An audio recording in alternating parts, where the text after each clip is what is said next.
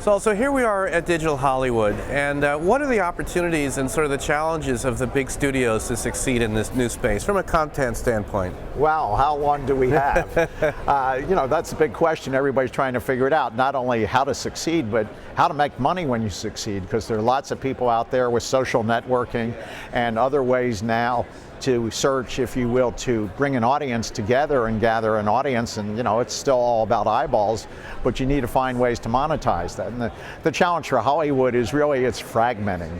The game is changing, it's different technologies, the audiences are fragmenting, and it's not moving from black and white TV to color TV. It's not moving from one steady state to another steady state. It's about how to play a lot of different games, and those games are going to keep changing. So, you got to have a lot of experiments, you got to have a lot of pilots, you got to have short form content, you got to be on different platforms, you have to be in different places in the world.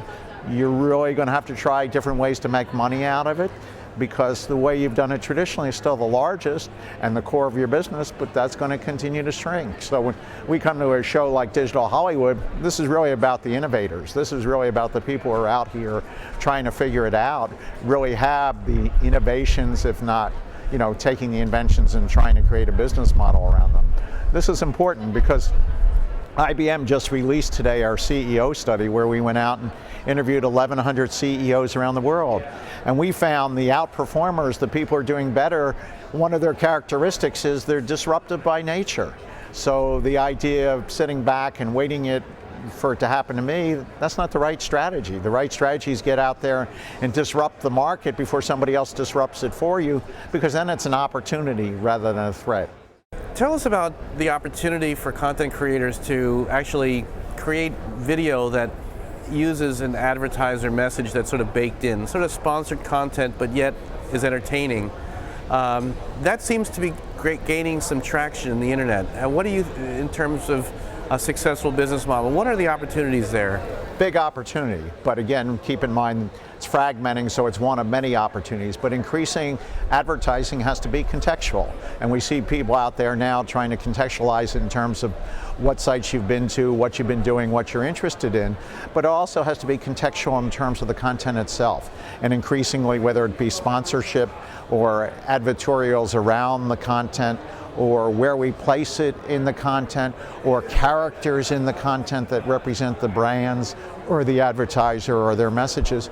We're going to see lots of different forms, and we're going to see the content creators have an important role in creating the advertising, so that the advertising works in the story, is not taking away from the story, and yet is contextual for the message that we're trying to get across. So big opportunity, lots of people experimenting, and expect to hear more on that.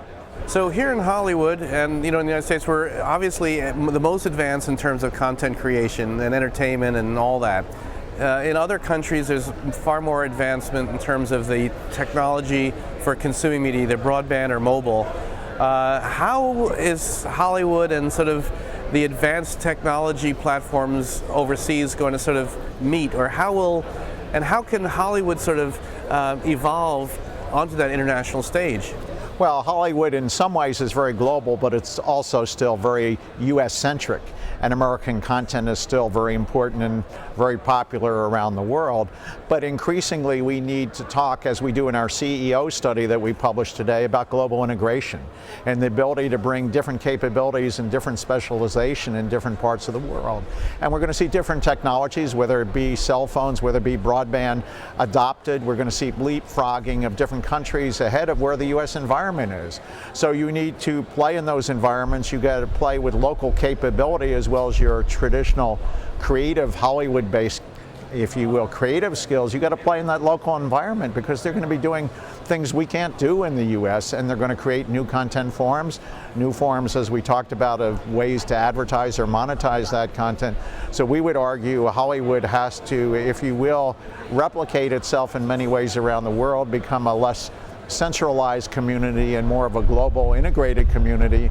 And our study shows that's happening in lots of industries, and probably Hollywood's behind the curve on that one.